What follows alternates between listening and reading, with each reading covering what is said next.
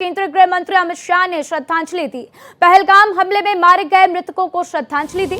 Police नियंत्रण कक्ष में मृतकों को श्रद्धा सुमन अर्पित किए। तो गृह मंत्री अमित शाह ने पुलिस हेडक्वार्टर में श्रीनगर में मृतकों को श्रद्धांजलि अर्पित की, उनको श्रद्धा सुमन अर्पित किया और इसके बाद मृतकों के परिजनों से भी मुलाकात करते हुए नजर आए। तो ये श्रीनगर की तस्वीर आपके साथ साझा कर रहे हैं। इन तस्वीरों में आप देख पा रहे हैं कि गृह मंत्री अमित शाह पुलिस हेडक्वार्टर में मृतकों को श्रद्धांजलि देते हुए नजर आए। तो पहलगाम में आतंकी हमले को अंजाम दिया गया, 28 लोगों की मौत हो गई है और अब पूरा देश यही चाहता है कि मृतकों को न्याय मिले, जम्मू कश्मीर को न्याय मिले। तो जम्मू कश्मीर के पहलगाम में गृह मंत्री अमित शाह पहुंचे हुए हैं और उसके पहले श्रीनगर में मृतकों को श्रद्धांजलि देते हुए नजर आए। तो हाई लेवल बैठकों का दौर भी जारी है। कल गृह मंत्री अमित शाह ने एलजी मनोज सिन्हा और बड़े अधिकारियों के साथ हाई लेवल बैठक की श्रीनगर में। इसके बाद आज वो पहलगाम भी पहुंचे हैं। आज सीसीएस की भी बड़ी बैठक होनी है जिसमें आगे की रणनीति पर चर्चा होगी कि किस तरीके से इस आतंकी हमले का जवाब देना है। तो ये दो तस्वीरें बहुत ही महत्वपूर्ण। पहली तस्वीर में आप देखिए कि जम्मू कश्मीर में श्रीनगर में गृह मंत्री अमित शाह मृतकों को श्रद्धांजलि देते हुए नजर आए और वहीं दूसरी तरफ परिजनों से मुलाकात करते हुए भी नजर आए। तो इन तस्वीरों में आप देख पा रहे हैं कि लोगों की हालत कितनी खराब है। लोग रो रहे हैं, बिलख रहे हैं, न्याय की गुहार लगा रहे हैं और गृह मंत्री अमित शाह ने उनको समझाया, उनको समझाने की पूरी कोशिश की, उनको सांत्वना भी दिया है कि जल्द से जल्द उनको न्याय मिलेगा। तो गृह मंत्री अमित शाह ने अपना समय देते हुए लोगों से बातचीत की, उनकी गुहार सुनी, उनका दर्द सुना और उनकी भी आंखें इस वक्त नम दिखाई दी।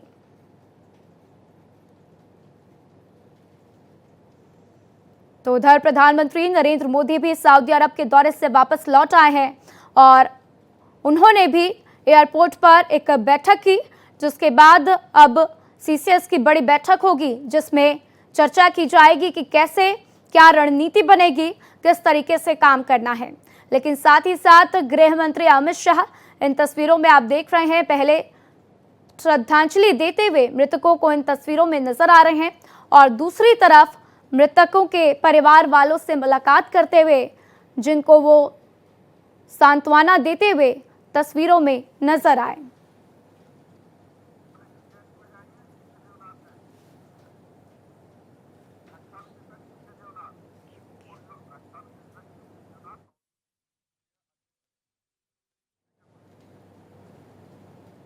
और इसी बीच इस पूरी खबर पर चर्चा के लिए मेरे साथ रक्षा विशेषज्ञ यूके देवनाथ जुड़े हैं। सर, भारत एक्सप्रेस के मंच पर आपका बहुत बहुत स्वागत है और सबसे पहला सवाल मेरा आपसे यही रहेगा कि इस पूरी घटना को किस तरीके से सर आप डिकोड करते हैं, क्योंकि ये जो इलाके हैं बहुत मुश्किल होता है इन इलाकों में इस तरीके के हमलों को अंजाम देना और उसके बाद वहां से भाग निकलना। ऐसे में भारतीय सेना के लिए क्या मुश्किलें होंगी आतंकवादियों को पकड़ने में? कितना मुश्किल ये ऑपरेशन आप समझ पा रहे हैं सर? देखिए, जो इलाका है उसको घेर लिया गया है, वहां पर कॉर्डन एंड सर्च ऑपरेशंस चल रहे हैं। जो सुरक्षा बल हैं जिसमें 3 घेरे बन रहे हैं। सबसे अंदर वाले घेरे में रखा जाता है जेएनके पुलिस को, उनकी जो स्पेशल फोर्स है, कमांडो है, उनको डिटेल किया जाता है। इसका वजह यह है क्योंकि वह लोकल लैंग्वेज और लोकल जो कस्टम्स है, रीति रिवाज हैं, लोकल लोगों को पहचानते हैं। तो इमीडिएटली उनको पता लग जाता है कि कौन वहां का आदमी है भाषा वेशभूषा के हिसाब से और कौन बाहर का हो सकता है। जो पहलगांव का पूरा टूरिस्ट एरिया है उसको घेर लिया गया है सीआरपीएफ के द्वारा। सीआरपीएफ की जो प्लाटून थी और जो कंपनी थी वहां पर पहले से ही डिप्लॉयड थी। पहलगांव का जो रास्ता है, पहलगांव का जो एंट्री पॉइंट है और पहलगांव का जो अमरनाथ केव की तरफ जो रास्ता जाता है, एग्जिट पॉइंट, दोनों जगह पे सीआरपीएफ के पोस्ट हैं जिन्होंने वहां ट्रैफिक चेक पॉइंट लगाए हैं। वो भी अब अलर्ट हो गए हैं, चाक चौबंद हो गए हैं। और सुरक्षा घेरा नंबर 3 लेवल पर ऑर्गेनाइज किया जाता है ऊंची ऊंची पहाड़ियों के आसपास। पहलगाम की ऊंचाई पड़ती है करीबन 6,000 फुट, लेकिन आसपास की जो पहाड़ियां हैं उनकी ऊंचाइयां 8,000, 9,000, 10,000 फीट तक हैं। अगर हम इंडियन आर्मी का रोल देखें तो आरआर राष्ट्रीय रक्षा बटालियन जो है पास में ही पहलगाम से जो सड़क जाती है अनंतनाग की तरफ, वहां पर डिप्लॉयड है। तो बहुत जल्दी ही इन आतंकवादियों को उनकी पहचान कर ली जाएगी अगर वो घाटी में ही किसी गांव में छुपे हैं। लेकिन जी ज्यादा संभावना ये है कि वो ऊंची ऊंची पहाड़ियों की तरफ चले गए हैं। ऐसे में ऊंची पहाड़ियों के ऊपर ड्रोन के द्वारा और हेलीकॉप्टर के द्वारा रिकॉग्निशंस की जा रही है। जैसे ही कोई खबर मिलेगी, ह्यूमन इंटेलिजेंस से भी कई बार खबर मिल जाती है। होता ये है कि ऊपर की जो पहाड़ियां हैं वहां गांव वाले अपनी मवेशियों को ले जाते हैं। बकरवाल जो है वो अपने मवेशियों को लेकर 10-10, 15-15 दिन तक ऊपर ही रहते हैं, रात को भी नीचे नहीं आते। तो अगर कोई अनयूजुअल मूवमेंट होती है जिसमें उनको लगता है कि कोई बाहर का आदमी है, तो वो आमतौर पर जो लोकल एडमिनिस्ट्रेशन है, लोकल पुलिस है, उसको खबर दे देते हैं। जी तो सबसे बड़ी जो अभी दरकार है वो ये है कि ये देखना कि ये आतंकवादी अगर कहीं पे छुपे हुए हैं तो दोबारा से आज कल या परसों में एक और इस तरह की दहशतगर्द घटना को आसपास के किसी दूसरे कस्बे में, डोडा पास में ही है, किश्तवाड़ पास में ही है, कोकरनाग एकदम वहां पर जी है, तो ऐसी जगह पर फिर से अंजाम ना दे दें, क्योंकि उससे पूरा सुरक्षा तंत्र जो है वो थोड़ा ज्यादा ओवरस्ट्रेच्ड हो जाएगी। ऐसे ही खबरें बिल्कुल आ रही हैं कि बारामूला की तरफ, उरी की तरफ से घुसपैठ की कोशिश हो रही है, जहां पर 2 आतंकवादियों को मार गिराया गया है, घुसपैठियों को। जी यानी पाकिस्तान पूरी कोशिश कर रहा है कि सुरक्षा बलों का जो ध्यान है वो उरी से लेके बारामूला उत्तर कश्मीर में और अभी पहलगाम दक्षिण कश्मीर में व्यस्त रहे। जी जी बिल्कुल सर, आपने पाकिस्तान का जिक्र किया है।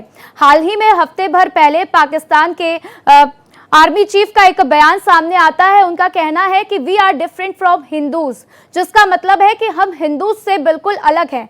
तो क्या ये समझा जाए कि जिस तरीके से हमले हुए, चुन चुन कर मारा गया, उनके बयान और ये हमले आपस में कोई इनका लेना देना है, या फिर ये सिर्फ और सिर्फ एक कोइंसिडेंस है? देखिए राधा जी, ये पाकिस्तान का एक स्ट्रेटेजिक शिफ्ट है। अब तक पाकिस्तान कोशिश कर रहा था कि वो हिंदुस्तान में या जेएंडके में जो धमाके कर रहा है उससे हिंदुस्तान की एडमिनिस्ट्रेशन को बैकफुट में रखना।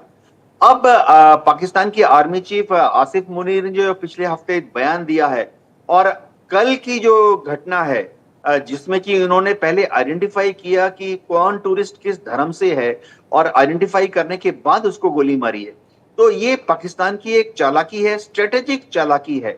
पाकिस्तान बहुत कोशिश कर रहा है अब, जो कि आसिम मुनीर के बयान से जाहिर है, कि हिंदुस्तान के लोगों को भी जी धर्म के नाम पर बांट दिया जाए। आज अगर आप ये 26 या 27 जो लोग शहीद हुए हैं इनकी लिस्ट पढ़ें, तो ये उत्तर भारत, दक्षिण भारत, पूर्व भारत, पश्चिम भारत, सब जगह से हैं। तो पाकिस्तान बहुत कोशिश कर रहा है इस पूरे आतंकवादी कांड को एक धार्मिक रंग देने का, ताकि पूरे भारत में दोनों कम्युनिटीज के बीच में एक तनाव का माहौल पैदा हो जाए, एक अविश्वास की धारणा पनप जाए, क्योंकि उससे पाकिस्तान को बहुत आसानी हो जाती है जी भारत में खलबली मचाना। यही उनकी महत्वाकांक्षा है। वो सोचते हैं कि भारत के जो हमारे माइनॉरिटीज हैं, हमारे मुस्लिम भाई हैं, उनको किसी तरह से दबाव में डाला जाए, ताकि दोनों कम्युनिटी आपस में ही एक दूसरे को सामना करने लगे। तो हमें भारत में हमारे जो सिटीजन हैं, हमारी जो सोशल मीडिया है, हमको बहुत केयरफुली अगले कुछ दिनों तक रहना पड़ेगा, ताकि दोनों कम्युनिटीज के बीच में कोई धार्मिक भावना के आधार पर एक दूसरे की संवेदनाओं को आहत ना करें। जी बिल्कुल देवनाथ जी, आपने बिल्कुल सही कहा कि धार्मिक भावनाओं को ठेस पहुंचाने की पूरी कोशिश की गई है, क्योंकि चुन चुन कर मारना ये बिल्कुल भी समझ से बाहर है। लेकिन जिस तरीके से कश्मीरियों को नहीं मारा गया, इसके पीछे की आपको क्या कुछ स्ट्रैटेजी समझ में आ रही है? राधा जी, ये समझना पड़ेगा कि वहां पर जो घुसपैठी आते हैं पाकिस्तान से, वो तो पाकिस्तान के सिटीजन है, लेकिन उनको थोड़ा बहुत support base local population Jammu या घाटी से मिल जाता है। अगर आप कश्मीर वैली में जाएंगे तो वहां जो लोकल पॉपुलेशन है, 100 में से 99 लोग जो हैं वो भारत के साथ खुश हैं, भारत के साथ ही रहना चाहते हैं। 100 में से कोई एक आध लोग ऐसे होते हैं जो कि शायद भ्रमित हैं, मिसलीडेड हैं, या शायद चांदी के कुछ सिक्कों के लिए पाकिस्तान के इन घुसपैठियों को लॉजिस्टिक सपोर्ट, यानी खाना पीना या रात को छुपने की जगह या थोड़ा बहुत मोबाइल फैसिलिटी दे देना, ऐसे घृणित काम करते हैं। तो ये तो कश्मीरियों को इन्होंने इस बार कोशिश करके कोई क्षति नहीं पहुंचा रही है, क्योंकि ये लोकल अवाम को नाराज नहीं करना चाहते, ये लोकल अवाम को अपना सपोर्ट बेस रखना चाहते हैं। जी जी, बहुत ही अच्छे तरीके से आपने इस पूरे मामले को समझाया है कि किस तरीके से पाकिस्तान अपने मंसूबों को कामयाबी पाने के लिए चाल चल रहा है। जम्मू कश्मीर सरकार ने आर्थिक मदद का ऐलान किया है। पहलगाम हमले के पीड़ितों के परिजनों को आर्थिक सहायता की बात कही है। मृतकों के परिजनों को 10 लाख रुपए की आर्थिक सहायता दी जाएगी। गंभीर रूप से घायलों को 2 लाख रुपए की आर्थिक मदद दी जाएगी। मामूली रूप से घायल लोगों को 1 लाख रुपए की राशि प्रदान की जाएगी। तो जम्मू कश्मीर सरकार की तरफ से बड़ा ऐलान, मृतकों के परिजनों को मुआवजे का ऐलान किया गया। तो जम्मू कश्मीर सरकार ने आर्थिक मदद का ऐलान किया है। पहलगाम हमले के पीड़ितों के परिजनों को आर्थिक सहायता दी जाएगी। मृतकों के परिजनों को 10-10 लाख रुपए के मुआवजे का ऐलान किया गया है। जो लोग गंभीर रूप से घायल हैं उनको भी आर्थिक मदद का ऐलान किया गया है। तो 2 लाख रुपए की आर्थिक मदद दी जाएगी। साथ ही मामूली रूप से घायल लोगों के लिए 1 लाख रुपए की राशि प्रदान की जाएगी।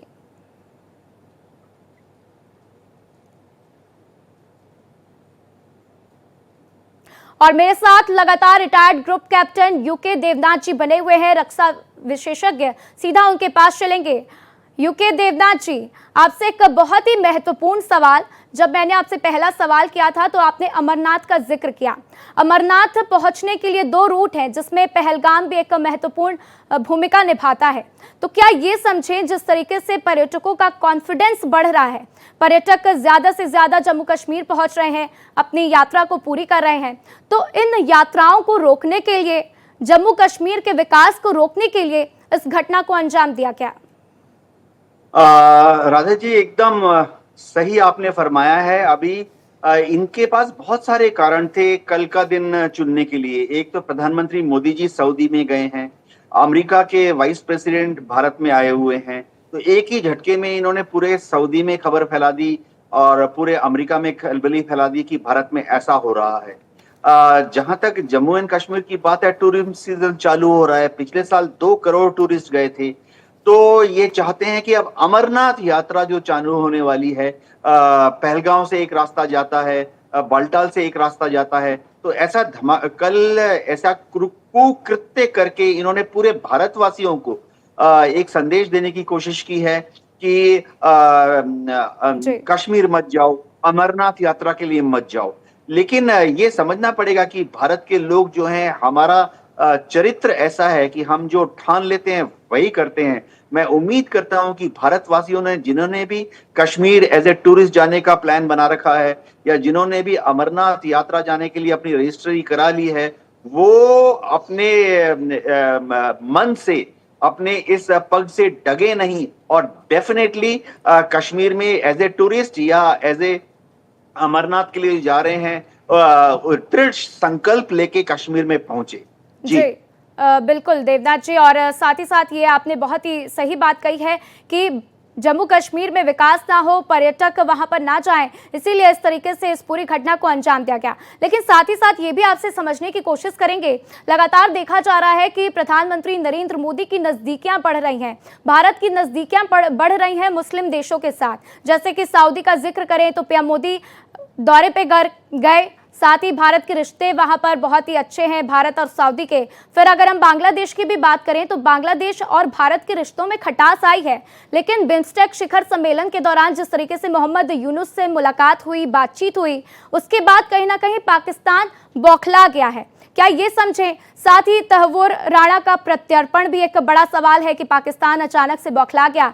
फिर 23 मार्च से लगातार आतंकवादियों का सफाया किया गया है, कई आतंकवादी घटनाएं हुई जिसमें सुरक्षा बलों को बड़ी कामयाबी हाथ लगी, आतंकवादियों को मार गिराया गया। तो क्या ये सभी घटनाएं पाकिस्तान की बौखलाहट की वजह बन गई हैं? जी हाँ, पाकिस्तान का जो रूलिंग एलिट है, उनकी जो एस्टेब्लिशमेंट है, वो इस वक्त सदमे में है।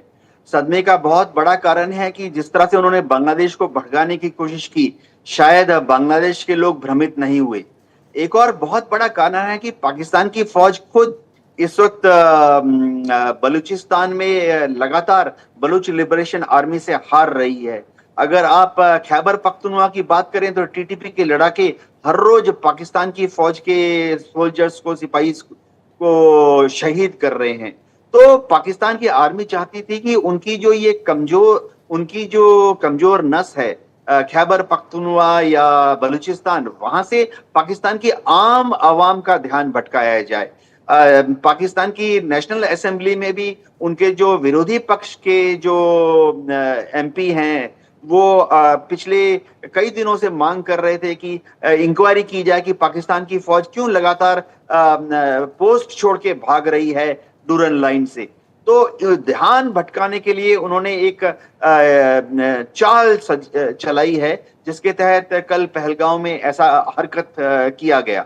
इससे पाकिस्तान की एस्टेब्लिशमेंट सोच रही कि पाकिस्तान की आम आवाम, जो कि जाहिर बात है भोली है, उनका ध्यान हिंदुस्तान और कश्मीर की तरफ चला जाएगा। इसमें कोई शक नहीं है कि पाकिस्तान में जो आईएसआई के गुर्गे हैं, दूर दूर गांव में उनके जो एजेंट्स हैं, वो तो अब शायद कल परसों तक ताल ठोक के ये भी बताएंगे कि पाकिस्तान ने बहुत बड़ी एक सक्सेस हासिल कर ली है हिंदुस्तान में, कश्मीर में, पहलगांव में। तो ये जो चाल है पाकिस्तान की, हमें समझना पड़ेगा। इस बार तो उन्होंने हिंदू मुस्लिम का जो रंग देने का कोशिश किया है, ये तो बहुत ही खतरनाक है। हिंदू मुस्लिम का जो रंग दिया है इन्होंने कल, ऐसा करके पाकिस्तान की फौज या शायद जनरल आसिम मुनीर ने जैसे बयान दिया था, वो चाहते कि भारतवासियों को अलग अलग बांट दे। लेकिन मुझे इसमें कोई शक नहीं है कि भारत में हर सिटीजन साथ रहेगा, चाहे वो किसी भी तबके से, किसी भी वर्ग से, किसी भी धर्म से हो। जी बिल्कुल। और देवनाथ जी, भारत सरकार भी कहीं ना कहीं इसके ऊपर एक कड़ा जवाब देती हुई दिखाई देगी। बहुत ही विस्तार से आपने इस पूरे चर्चा को समझाया है, पूरे विषय को समझाया है। हमारे साथ जुड़ने के लिए आपका बहुत बहुत शुक्रिया।